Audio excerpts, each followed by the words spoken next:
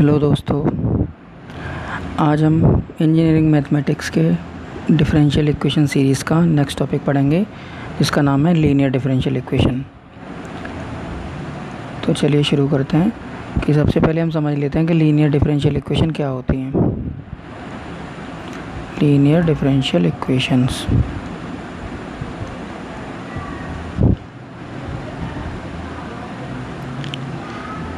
तो linear differential equations को define करने के लिए दो कैटेगरी होती हैं, दो क्राइटेरियाज़ होते हैं। क्राइटेरिया नंबर 1 ये है हमारा कि डिपेंडेंट वेरिएबल किसी भी डिफरेंशियल इक्वेशन का और उसका डेरिवेटिव dy अपॉन dx, यानी कि यहाँ पे हम मान लेते हैं डिपेंडेंट वेरिएबल y और उसका डेरिवेटिव चाहे कोई भी dy अपॉन dx हो या सेकंड ऑर्डर का डेरिवेटिव हो या फिर थर्ड ऑर्डर का डेरिवेटिव हो हमारा, ये सब के सब हमारे किस में आने चाहिए, सिंगल डिग्री में आनी चाहिए। सब के सब हमारे किस डिग्री में आने चाहिए, वन डिग्री में आने चाहिए, सिंगल डिग्री में। अगर किसी भी इक्वेशन में डिपेंडेंट वेरिएबल और उसके डेरिवेटिव्स, चाहे वो सिंगल डेरिवेटिव हो, डबल डेरिवेटिव हो, चाहे ट्रिपल डेरिवेटिव हो, वो हमारे अगर सिंगल डिग्री में आ रहे हैं तो हमारी एक कंडीशन फुलफ़िल हो जाएगी लीनियर डिफरेंशियल इक्वेशंस की।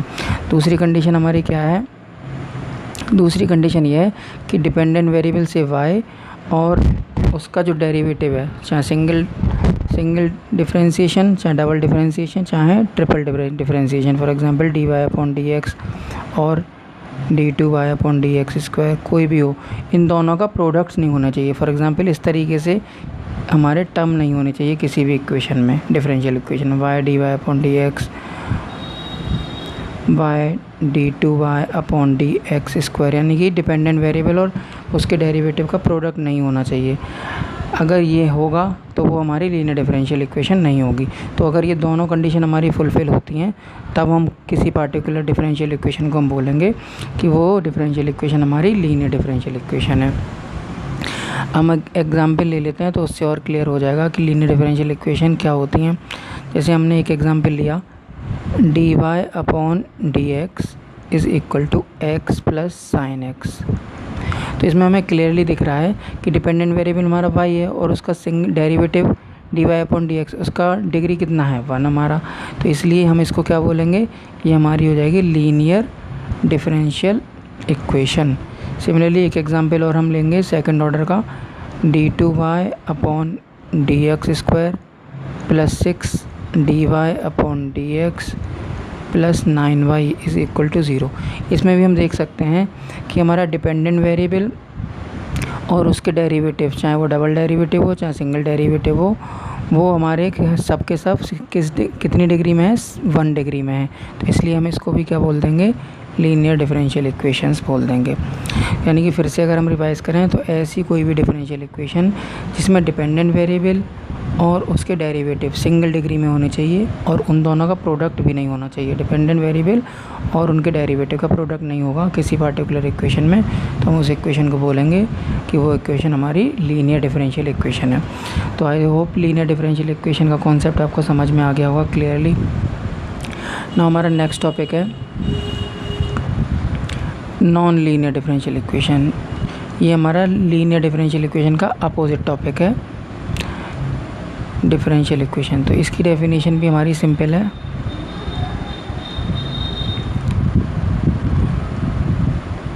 इसकी डेफिनेशन हमारी क्या कहती है कि ऐसी कोई भी डिफरेंशियल इक्वेशन जिसमें हमारी जो ऊपर हमने कंडीशंस बताई थी वो फॉलो ना हो तो हम उसको बोलेंगे non differential equation, non linear differential equation. यानी कि पहले हमने कंडीशन वहाँ पे क्या बताई थी कि डिफरेंशियल हमारा डिपेंडेंट वेरिएबल और उसका डेरिवेटिव एक से ज़्यादा डिग्री में हो, यानी 2 में हो, सेकंड डिग्री में हो और 3 डिग्री में हो, 4 में हो, nth डिग्री में हो। और सेकंड कंडीशन हमारी है कि दोनों का प्रोडक्ट होना चाहिए अगर अवेलेबल है किसी पार्टिकुलर इक्वेशन में, तो हम उस इक्वेशन को क्या बोलेंगे, नॉन लीनियर डिफरेंशियल इक्वेशन बोलेंगे। यानी कि सिंपली जो लीनियर डिफरेंशियल इक्वेशंस जो नहीं है वो हमारी नॉन लीनियर डिफरेंशियल इक्वेशन कहलाएंगी। यानी कि नॉन लीनियर डिफरेंशियल इक्वेशन में क्या क्या कंडीशन होंगी कि डिपेंडेंट वेरिएबल का डिग्री ज़्यादा होगी 1 से, और सिमिलरली उसके डेरिवेटिव की डिग्री भी ज़्यादा हो सकती है और उसका प्रोडक्ट भी हो सकता है। एक एग्जांपल अगर लें तो for example dy upon dx का square plus y d y upon d x plus 6y is equal to 0। अब ये इक्वेशन हम देखते हैं, तो ये इक्वेशन हमारी कितने डिग्री की इक्वेशन है? सेकंड डिग्री की इक्वेशन है। तो लीनियर डिफरेंशियल इक्वेशन की कंडीशन क्या थी? 1 डिग्री होनी चाहिए। तो इसमें डिग्री कितनी है? 2 डिग्री है। तो इसलिए हमारी ये equation non linear differential equation कहलाएगी। सिमिलरली देखिए, डिपेंडेंट वेरिएबल का और इंडिपेंडेंट उसके डेरिवेटिव का यहाँ पे प्रोडक्ट हो रखा है, तभी भी ये हमारी लीनियर डिफरेंशियल इक्वेशन नहीं हो सकती। इसलिए हम ये इस इक्वेशन का वो क्या बोलेंगे? Non linear differential equation. एक एग्जांपल और लेते हैं। y is equal to root x d y upon d x plus k upon d y upon d x. अब इस इक्वेशन में हम देखते हैं कि डिपेंडेंट वेरिएबल तो सिंगल डिग्री में है, लेकिन जब हम इसको सॉल्व करेंगे, इसका फ्रैक्शन ख़त्म करेंगे एलसीएम लेके, तो d y upon d x का डिग्री कितनी हो जाएगी? 2 बन जाएगी। तो इसलिए ये वाली इक्वेशन भी हमारी क्या हो जाएगी? नॉन लीनियर डिफरेंशियल इक्वेशन हो जाएगी। तो इसको भी हम क्या बोलेंगे? Non linear differential equation. चलिए अब हम नेक्स्ट टॉपिक देख लेते हैं। अब हमारा नेक्स्ट टॉपिक है सॉल्यूशन ऑफ डिफरेंशियल इक्वेशन। तो सॉल्यूशंस हम देखेंगे कि कितने तरह के सॉल्यूशंस होते हैं और डिफरेंशियल इक्वेशन का सॉल्यूशन होता क्या है। तो चलिए लिखते हैं, हेडिंग डालते हैं, सॉल्यूशन ऑफ डिफरेंशियल इक्वेशन।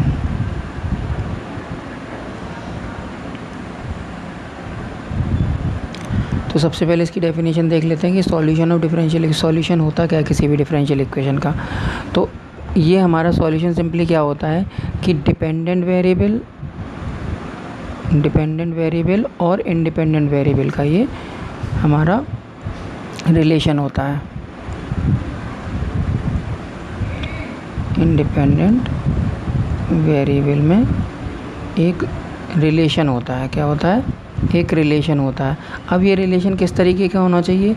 ये रिलेशन इस तरीके से होना चाहिए सच दैट इट सेटिस्फाई, यानी ये सेटिस्फाई करना चाहिए given differential equation. It satisfies the given differential equation.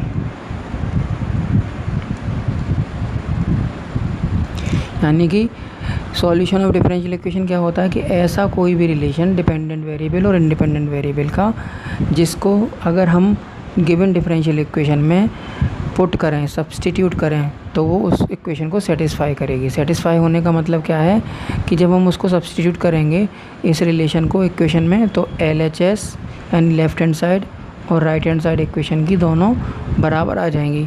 तो हम बोलेंगे कि ये हमारा गिवन रिलेशन जो है वो गिवन डिफरेंशियल इक्वेशन का एक सॉल्यूशन है। अब इस सॉल्यूशन देख लेते हैं कि कितने तरह के होते हैं हमारे। चलिए इसका पहले वो टाइप्स देखने से पहले एक इसका एग्जांपल देख लेते हैं। फॉर एग्जांपल एक हमारी डिफरेंशियल इक्वेशन है y dash is equal to 2y। अभी y डैश का मतलब हम पहले भी बता चुके हैं आपको, y डैश का मतलब होता है dy अपॉन dx। तो इसलिए हम इस इक्वेशन का चेक करते हैं कि हमारा एक गिवन एक्सप्रेशन, एक रिलेशन है y और x के बीच में, यानी डिपेंडेंट वेरिएबल और इंडिपेंडेंट वेरिएबल के बीच में, c(e⁻²x). अब ये हमारा गिवन रिलेशन है। अब हम इसको चेक करेंगे कि क्या ये जो गिवन रिलेशन है ये इसका सॉल्यूशन है कि नहीं। तो हमने कंडीशंस क्या बताई थी सॉल्यूशन होने के लिए कि इस रिलेशन को जब हम इस वाली इक्वेशन में सब्स्टिट्यूट करेंगे तो LHS और RHS हमारी इक्वल आने चाहिए। तो चलिए करके देखते हैं। तो सबसे पहले इस इक्वेशन में हमें y डैश पुट करना पड़ेगा, यानी डिफरेंशिएशन, सिंगल डिफरेंशिएशन करना पड़ेगा। तो सबसे पहले इसका डिफरेंशिएशन कर लेते हैं एक बार। तो y dash is equal to, इसका डिफरेंशिएट करेंगे तो c कांस्टेंट रहेगा और e⁻²x का e⁻²x इंटू, अब चूँकि ऊपर 2x एक और हमारा एक्सप्रेशन है, तो 2x का करेंगे तो 2 हो जाएगा। तो यानी कि हमारा y dash is equal to कितना आएगा? 2c e⁻²x। अब चलिए इस रिलेशन को हम अपनी इक्वेशन नंबर, इसको 1 मान लेते हैं। तो इक्वेशन नंबर 1 में सब्स्टिट्यूट करेंगे तो क्या होगा? y डैश की जगह हम क्या रखेंगे? 2c e⁻²x is equal to, इधर राइट हैंड साइड रखेंगे 2 और y हमें क्या दे रखा है c e की पावर 2x। तो यहाँ हमें क्लियरली दिख रहा है कि लेफ़्ट हैंड साइड और राइट हैंड साइड हमारी क्या हो गई, इक्वल हो गई। इसलिए हम कह सकते हैं कि ये जो गिवन रिलेशन है y is equal to c e की पावर 2x, ये हमारा एक सॉल्यूशन है गिवन डिफरेंशियल इक्वेशन का, solution of given differential equation. तो आई होप ये क्लियर हो गया होगा कि सॉल्यूशन क्या होता है, कि ऐसा कोई भी डिपेंडेंट वेरिएबल और इंडिपेंडेंट वेरिएबल का रिलेशन जब हम उसको सब्स्टिट्यूट करेंगे गिवन डिफरेंशियल इक्वेशन में, तो उसकी दोनों साइड यानी लेफ्ट हैंड साइड और राइट हैंड साइड यानी कि वो एक आइडेंटिटी बन जाए, तो हम उसको बोलेंगे solution of given differential equation. तो अब चलिए टाइप्स देख लेते हैं, सॉल्यूशंस के कितने टाइप होते हैं हमारे। टाइप्स ऑफ सॉल्यूशंस,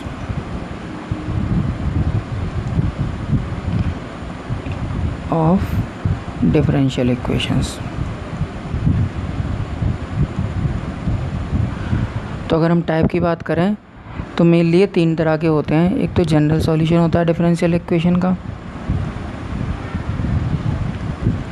एक हमारा होता है जनरल सॉल्यूशन, सेकंड होता है हमारा पार्टिकुलर सॉल्यूशन,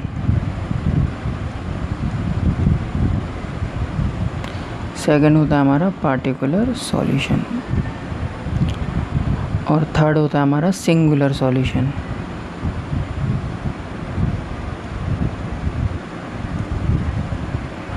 अब चलिए बारी बारी से हम इनको समझ लेते हैं कि ये क्या होते हैं। तो सबसे पहले हम बात करेंगे जनरल सॉल्यूशन की। सबसे पहले general solution of differential equation.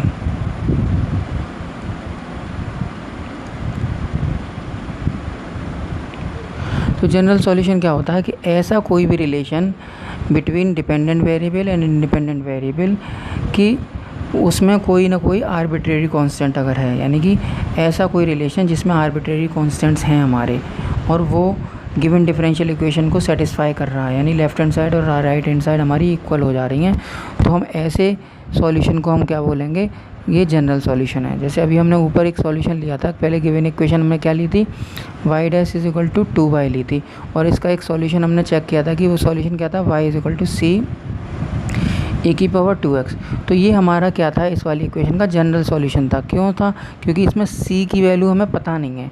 c हमारा क्या है, आर्बिट्रेरी कांस्टेंट है, इसको क्या बोलेंगे, आर्बिट्रेरी, यानी कोई भी वैल्यू हो सकती है इसकी, आर्बिट्रेरी कांस्टेंट है, यानी इसकी जनरल वैल्यू हो सकती है। भाई सी की जगह हम 1 रख सकते हैं, 2 रख सकते हैं, 3 रख सकते हैं, कुछ भी रख सकते हैं। तो हर एक बार जब हम सी की वैल्यू बदलेंगे तो हमारा वाई भी बदलता जाएगा, तो इसको इसलिए हम क्या बोलेंगे, जनरल सॉल्यूशन है हमारा। तो यानी कि किसी भी जनरल सॉल्यूशन को हम क्या कहते हैं कि जब वो डिपेंडेंट वेरिएबल और इंडिपेंडेंट वेरिएबल का रिलेशन होना चाहिए और उसमें कोई एक आर्बिट्रेरी, एक या एक से ज़्यादा आर्बिट्रेरी कांस्टेंट होने चाहिए, तो हम उसको क्या बोलेंगे, जनरल सॉल्यूशन। तो I hope general solution clear हो गया इस एग्जांपल से भी। हमारा नेक्स्ट सॉल्यूशन, नेक्स्ट टाइप था हमारा पार्टिकुलर सॉल्यूशन।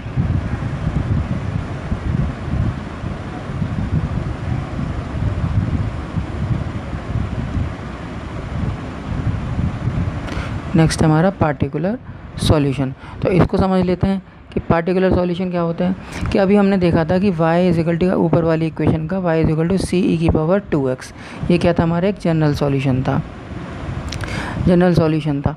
अब अगर हम c को, यानी उसके जनरल सॉल्यूशन में आर्बिट्रेरी कांस्टेंट को कुछ वैल्यू दे दें, जैसे कि 1 दे दें, 2 दे दें, 3 दे दें, कुछ यानी पार्टिकुलर वैल्यू दे दें हम आर्बिट्रेरी कांस्टेंट को, तो वो क्या बन जाएगा, पार्टिकुलर सॉल्यूशन बन जाएगा।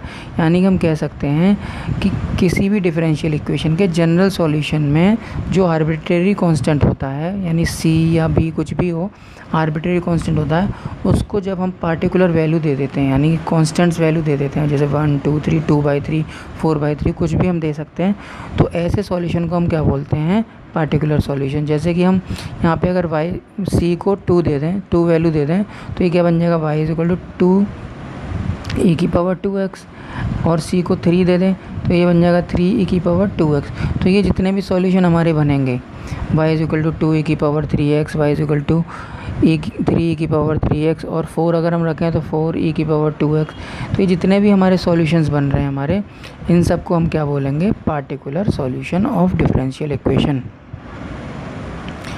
इनको हम बोलेंगे particular solution of differential equation. तो यानी कि फिर से एक बार रिवाइज करते हैं कि जब हम जनरल सॉल्यूशन होता है डिफरेंशियल इक्वेशन का, उसमें आर्बिट्रेरी कांस्टेंट को कोई पार्टिकुलर वैल्यू दे देते हैं, तो उस जो हमें सॉल्यूशन मिलता है उस सॉल्यूशन को हम बोलते हैं particular solution of A differential equation. Now हम नेक्स्ट टाइप पे जाते हैं, वो हमारा टाइप है सिंगुलर सॉल्यूशन।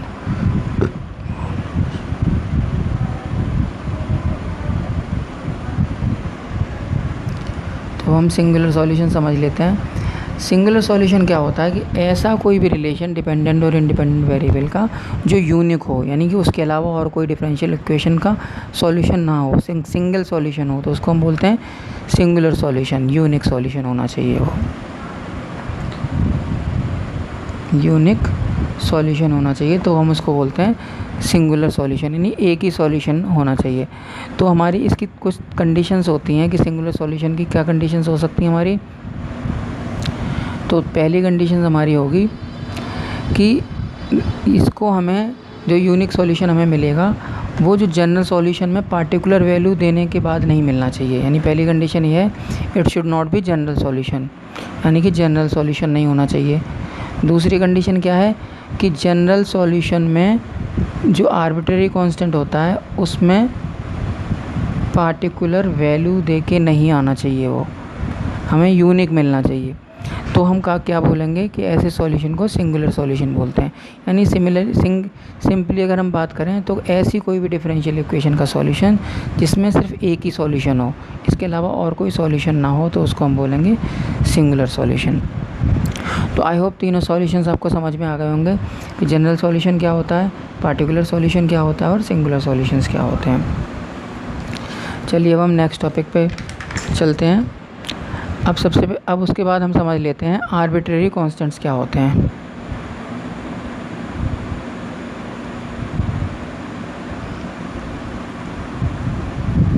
आर्बिट्रेरी कांस्टेंट्स,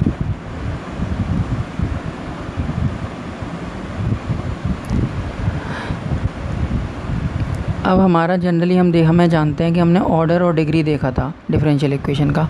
तो जनरली हम जब ऑर्डर हम देखते हैं किसी भी डिफरेंशियल इक्वेशन का, फॉर एग्जांपल और किसी भी डिफरेंशियल इक्वेशन का ऑर्डर 2 है, तो उस इक्वेशन के जो सॉल्यूशन आएगा, जो ऑर्डर 2 है उस इक्वेशन का जो सॉल्यूशन आएगा उसमें 2 ही आर्बिट्रेरी कांस्टेंट्स होंगे। यानी कि कहने का मतलब ये है कि जितना जो डिफरेंशियल इक्वेशन का जितना हमारा ऑर्डर होगा उतने ही उसमें आर्बिट्रेरी कांस्टेंट्स होंगे। फॉर एग्जांपल अगर हम एक इक्वेशन लेते हैं d2y/dx² + 6dy/dx + 9y = 0, ये हमने एक इक्वेशन ले ली।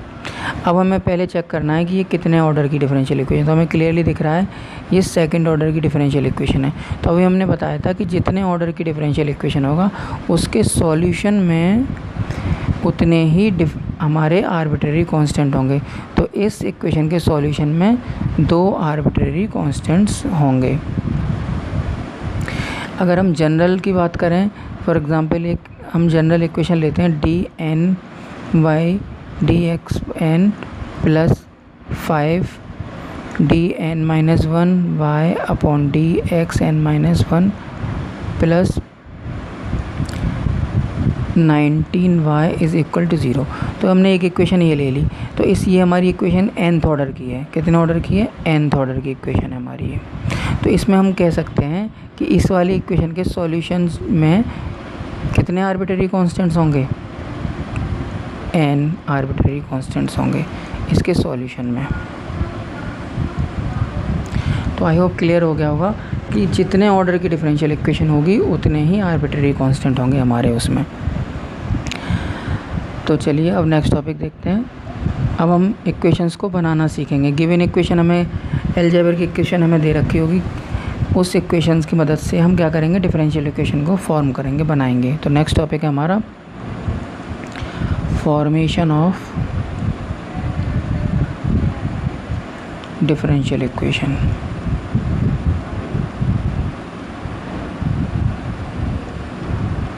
Formation of differential equation. अब हम डिफरेंशियल इक्वेशन को कैसे फॉर्म करते हैं उसका मेथड देख लेते हैं, वर्किंग रूल देख लेते हैं। आप इसको नोट करना चाहें तो नोट कर सकते हैं। वर्किंग रूल, तो वर्किंग रूल में हमारा स्टेप नंबर 1 है कि जो हमें अलजेब्रिक एक्सप्रेशन दे रखी है या फिर अलजेब्रिक इक्वेशन दे रखी है उसको पहले राइट डाउन कर लीजिए आप अपने पास। तो write down the given equation, write down the given equation. Next step में हम क्या करेंगे कि जितने आर्बिट्रेरी कांस्टेंट होंगे हम चेक करेंगे कि हमारी जो गिवन इक्वेशन है उसमें कितने आर्बिट्रेरी कांस्टेंट है, 1 है या 2 है। अब जितने आर्बिट्रेरी कांस्टेंट होंगे उतने बार ही हम उसको क्या करेंगे, डिफरेंशिएट करेंगे। तो लिखेंगे differentiate with respect to x, with respect to x के रेस्पेक्ट में डिफरेंशिएट करेंगे कितने ना, एज मैनी टाइम्स, कितने बार करेंगे, जितने आर्बिट्रेरी कांस्टेंट होंगे, as many times as the number of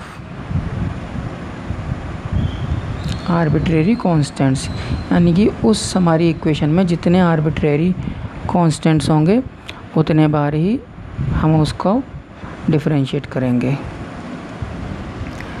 now third and last step है हमारा कि जो हमारे आर्बिट्रेरी कांस्टेंट्स हैं डिफरेंशियल इक्वेशंस में जो आए हैं हमारे, उनको हम एलिमिनेट कर देंगे। क्या करेंगे, एलिमिनेट द आर्बिट्रेरी कांस्टेंट्स।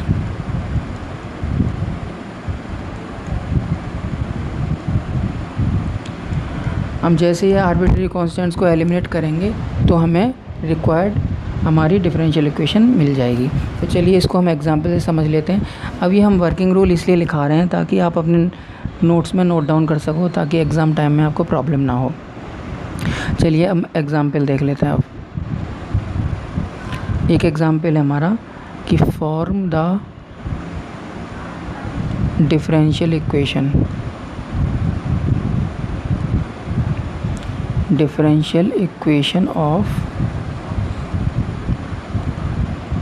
ये हमारी इक्वेशन दे रखी है y = e raised to the power 2x plus b e raised to the power -3x। तो चलिए इसको सॉल्व करते हैं। तो सबसे पहले हमें जो गिवन डिफरेंशियल इक्वेशन है, गिवन इक्वेशन है, इसमें हमें सबसे पहले चेक करना होगा कि कितने आर्बिट्रेरी कांस्टेंट है। तो हमें क्लियरली दिख रहा है कि इसमें एक आर्बिट्रेरी कांस्टेंट तो a है और दूसरा का आर्बिट्रेरी कांस्टेंट क्या है हमारा, b है। तो यानी कि हम कह सकते हैं कि इस वाली इक्वेशन में कितने आर्बिट्रेरी कांस्टेंट हैं, 2 आर्बिट्रेरी कांस्टेंट हैं। तो जैसा कि हमने वर्किंग रूल में देखा था कि जितने आर्बिट्रेरी कांस्टेंट होंगे हमारी इक्वेशन में उतने ही बार उसको हम डिफरेंशिएशन करेंगे एक्स के रेस्पेक्ट में। तो इसको इक्वेशन को हम इक्वेशन नंबर 1 मान लेते हैं। तो चलिए इसको, चूँकि हमें 2 बार डिफरेंशिएशन करना है तो सबसे पहली बार डिफरेंशिएट करते हैं तो y डैश हो जाएगा। अब एक e raised to the power 2x का डिफरेंशिएशन करेंगे तो क्या आएगा, 2a a की पावर 2x। क्यों, क्योंकि e की पावर 2, a तो कांस्टेंट तो वो बाहर रहेगा, e की पावर 2x का 2x हो जाएगा, e की पावर 2x एंड 2x का डिफरेंशिएशन करेंगे तो 2 आ जाएगा। सिमिलरली यहाँ पे हम देखेंगे तो b कांस्टेंट है तो e की पावर -3x का, e की पावर -3x है और -3x का करेंगे तो -3 आएगा। तो वो माइनस हम पहले यहाँ लिख लेते हैं। तो -3b e की पावर -3x, इस इक्वेशन को हम इक्वेशन नंबर 2 मान लेते हैं। अब चूँकि हमें 2 बार डिफरेंशिएशन करना है तो एक बार और डिफरेंशिएशन करेंगे इसका। तो y double dash is equal to, क्या करेंगे हम इसको, 2a कांस्टेंट हमारा तो बाहर ही रहेगा तो e की पावर 2x का डिफरेंशिएशन करेंगे तो e की पावर 2x इंटू 2 आएगा, यानी 4 हो जाएगा ये। तो 4a e की पावर 2x। सिमिलरली यहाँ पे देखेंगे तो 3 भी हमारा कांस्टेंट है तो वो बाहर रहेगा, e की पावर -3x का डिफरेंशिएशन करेंगे तो e की पावर -3x इंटू -3 यानी वो प्लस हो जाएगा और 3 3 9, तो 9b e की पावर माइनस 3x। अब हमारे पास 3 इक्वेशंस हैं हमारे पास, और इन तीनों इक्वेशंस की मदद से हम क्या करेंगे, ए और बी को एलिमिनेट करेंगे। तो चलिए एलिमिनेट करते हैं। तो इक्वेशन 2 और 3 में हम देख सकते हैं कि अगर हम ऊपर वाली इक्वेशन में 2 से मल्टीप्लाई करते हैं तो ये 4a e⁻2x हो जाएगा, और ये हमारा भी सिमिलर हो जाएगा, तो ये कैंसिल आउट हो जाएंगे। तो चलिए क्या करते हैं, इक्वेशन नंबर 2 में किसका मल्टीप्लाई करना है, हमका 2 का मल्टीप्लाई करना है।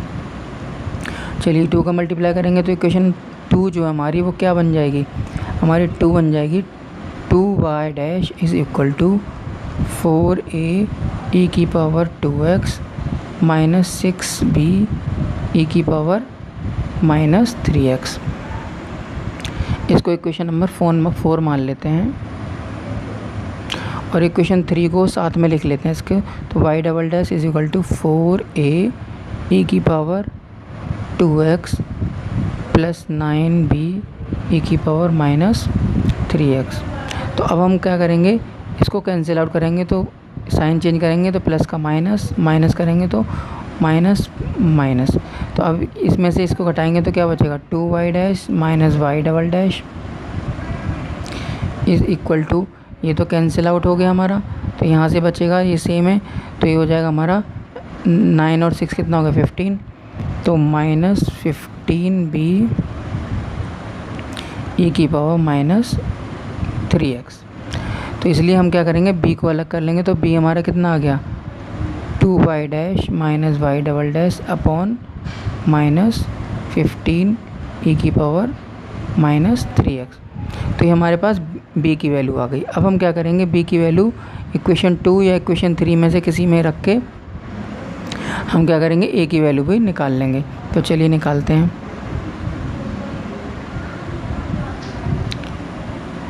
तो हमारे पास इक्वेशन 2 क्या है, y देखते हैं, इक्वेशन 2 है हमारे पास y dash is equal to 2a e⁻2x minus 3b e⁻−3x।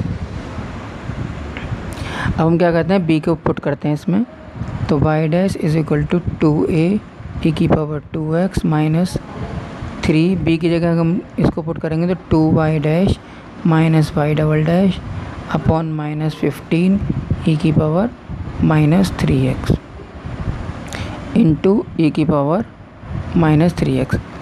अब हम इसको सॉल्व करेंगे तो हो जाएगा y dash is equal to 2a e⁻2x, और ये माइनस और ये वाला, ये माइनस और ये माइनस प्लस हो जाएंगे, तो और ये 3 5 ज़ा 15, तो हमारे पास क्या बचेगा 2y dash minus y double dash upon 5 e⁻−3x into e⁻−3x। इन e⁻−3x और ये वाला कैंसिल आउट हो जाएगा, तो हमारे पास क्या बचा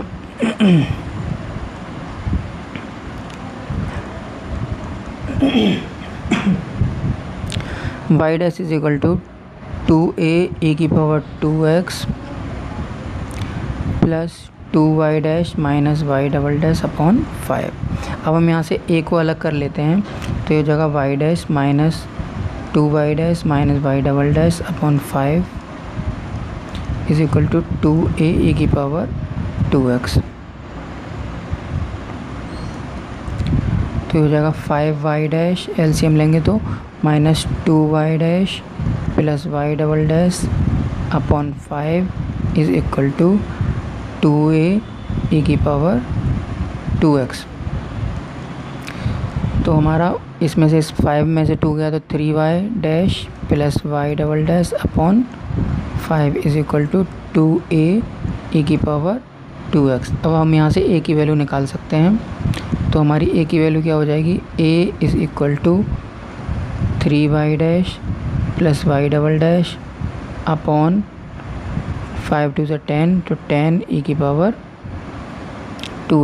तो हमारे पास a और b की दोनों वैल्यू आ चुकी हैं, तो हम इक्वेशन नंबर 1 में इसको सब्स्टिट्यूट कर सकते हैं। तो चलिए सब्स्टिट्यूट करते हैं। तो हमारी इक्वेशन नंबर 1 क्या थी, y is equal to a A की जगह हम क्या रखेंगे 3, ये तो थी। y इज इक्वल टू ए की power 2x plus b a की पावर माइनस 3x। तो चलिए इसको सब्स्टिट्यूट करते हैं। तो y is equal to 3y dash plus y double dash upon 10 e की पावर 2x इंटू e की पावर 2x प्लस b की वैल्यू हमारी क्या आई थी, तो b की वैल्यू सब्स्टिट्यूट करेंगे हम। तो हमारी b की वैल्यू है 2y dash minus y double dash upon minus 15 e की पावर माइनस 3x।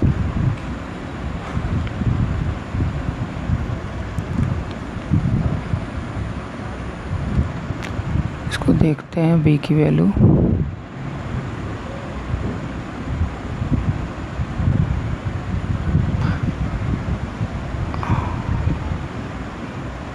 ओके, तो यहाँ लिख लेते हैं ताकि हमें विजिबल रहे ये। तो p की वैल्यू हमारी 2y dash minus y double dash upon minus 15 e की पावर माइनस 3x।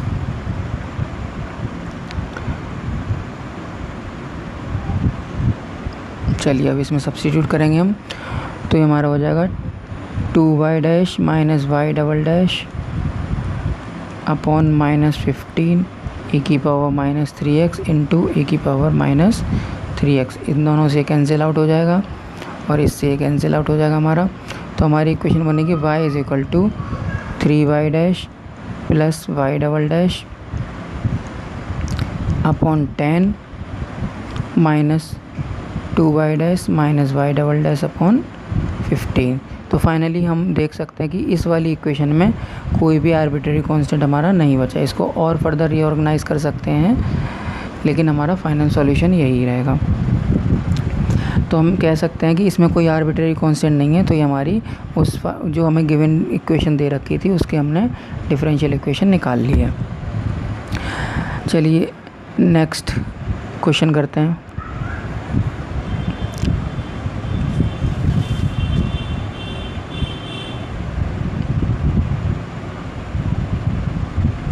एक और क्वेश्चन हम लेते हैं। तो सेकंड नंबर तो हमारा है y is equal to a x minus a का स्क्वायर।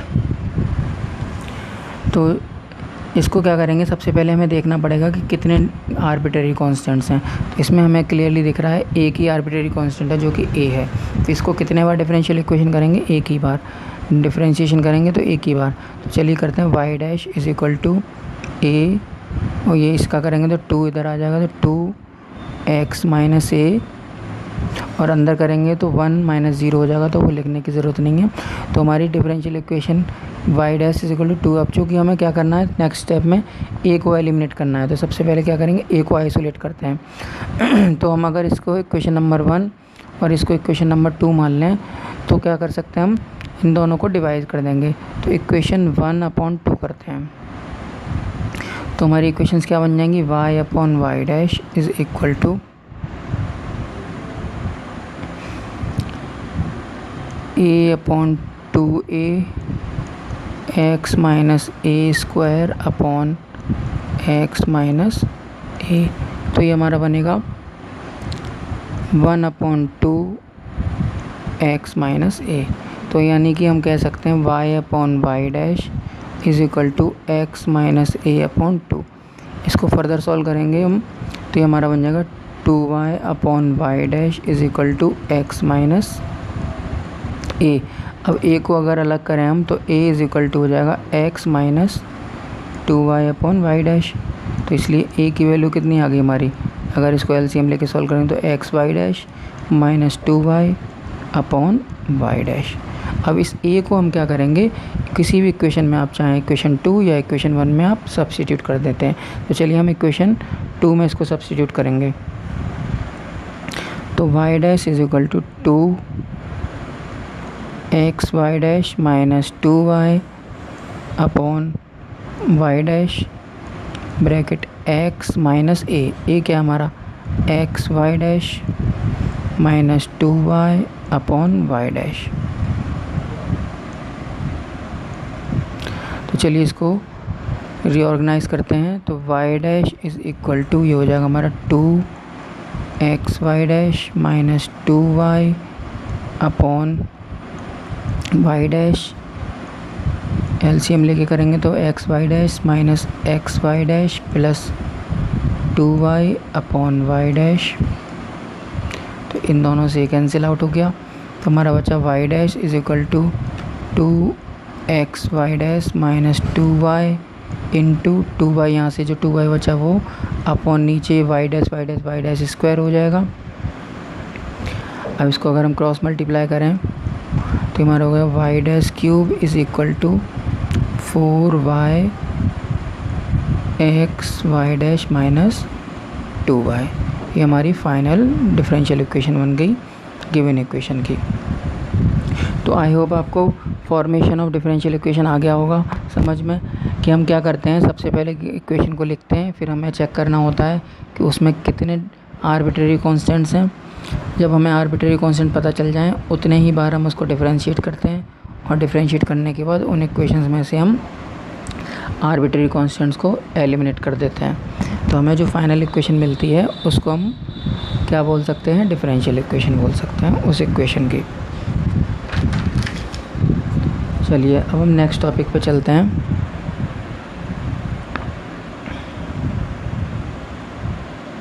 अच्छा, नेक्स्ट टॉपिक पे जाने से पहले एक मेथड हो रहा है फॉर्मेशन का कि अगर हमारी इक्वेशंस इस फॉर्म की हों। एग्जांपल लेते हैं हम, फॉर एग्ज़ाम्पल जो हमने पहला एग्जांपल किया था y इज़ इक्वल टू ए की power 2x plus b a की पावर माइनस 3x, यानी कि दो आर्बिट्रेरी कांस्टेंट हों और गिवन इक्वेशन जो हमारी इस फॉर्म में बन रही हो।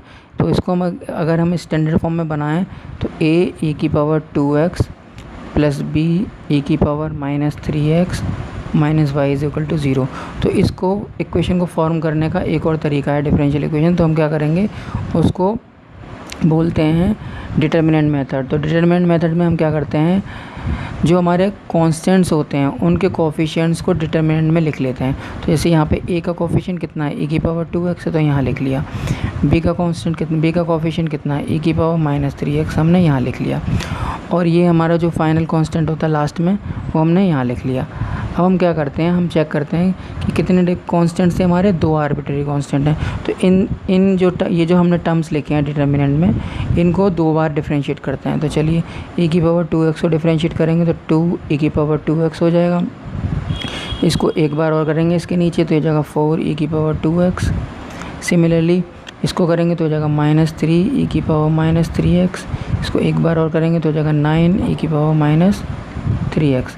और इसको करेंगे तो माइनस वाई डैश हो जाएगा और माइनस वाई डबल डैश हो जाएगा इज़ इक्वल टू 0। अब जब इस इक्वेशन इस डिटर्मिनेंट को हम सॉल्व करेंगे तो हमें जो फाइनल सॉल्यूशन मिलेगा वो हमारी डिफरेंशियल इक्वेशन होती है। चलिए करते हैं। तो इस वाला जो कॉलम है हमारा, इसमें e की पावर 2x कॉमन है तो इसको हम बाहर लेते हैं, और इस वाले कॉलम में से हम e की पावर माइनस 3x कॉमन ले सकते हैं। तो हमारे पास बचेगा 1 2 4, यहाँ बचेगा 1 माइनस 3 9, और यहाँ से हम माइनस माइनस कॉमन ले सकते हैं तो वो माइनस बाहर आ जाएगा। तो यहाँ बचेगा y dash y double dash is equal to 0। अब जब आप इस डिटर्मिनेंट को सॉल्व करेंगे तो जो हमारी इक्वेशन आएगी वो भी हमारी क्या कहलाएगी, डिफरेंशियल इक्वेशन होगी गिवन इक्वेशन की। तो एक मेथड ये है, लेकिन इस मेथड को फॉलो करने के लिए हमारी जो इक्वेशन है वो इस फॉर्म में होनी चाहिए। जैसे कि फॉर एग्जांपल अगर हम ये लें x square upon a square plus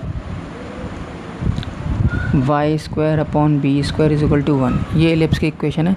तो अगर हम इसको लें तो ये भी हमारी इस फॉर्म की बन रही है कुछ। अगर हम ए को 1 अपॉन ए स्क्वायर मान लें एंड बी को 1 अपॉन बी स्क्वायर मान लें, तो इसको भी हम क्या कर सकते हैं, डिटर्मिनेंट मेथड से कर सकते हैं। और ऊपर वाले मेथड से तो हम कर ही सकते हैं कि दो बार डिफरेंशिएट करना है इनको, उसके बाद फिर ए और बी को एलिमिनेट कर सकते हैं। तो आपको जो मेथड ईजी लगे आप वो मेथड फॉलो कर सकते हैं। लेकिन ये वाला जो मेथड है डिटर्मिनेंट वाला मेथड हमारा इस वाले में नहीं लगेगा जिसमें हमारा सिंगल आर्बिट्रेरी कांस्टेंट हो। तो इसलिए हमें देखना पड़ेगा कि हमारी जो गिवन इक्वेशन है वो इस स्टैंडर्ड फॉर्म में अगर है तो हम ये वाला मेथड हम लगा सकते हैं। तो चलिए आगे देखते हैं।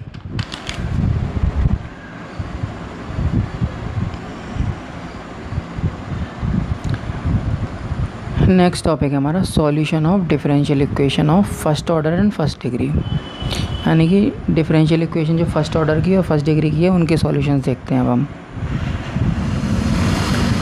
Solution of differential equations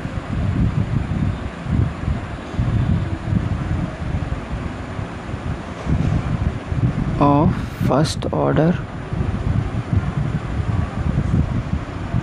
and first degree, यानी कि ऐसी डिफरेंशियल इक्वेशन जो फर्स्ट ऑर्डर की हो और फर्स्ट डिग्री की हो। इसका मतलब ये हुआ कि ऑर्डर उसका फर्स्ट होना चाहिए, यानी कि एक ही डेरिवेटिव होना चाहिए डिपेंडेंट वेरिएबल का, और उसकी डिग्री भी हमारी क्या होनी चाहिए, 1 होनी चाहिए।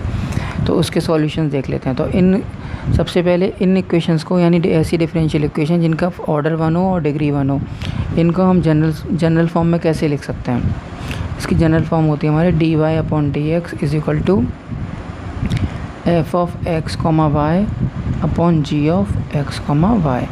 इस फॉर्म में हम लिख सकते हैं, वेयर f जो है हमारा वो x y का फंक्शन है और g भी हमारा किसका फंक्शन है, x y का फंक्शन है।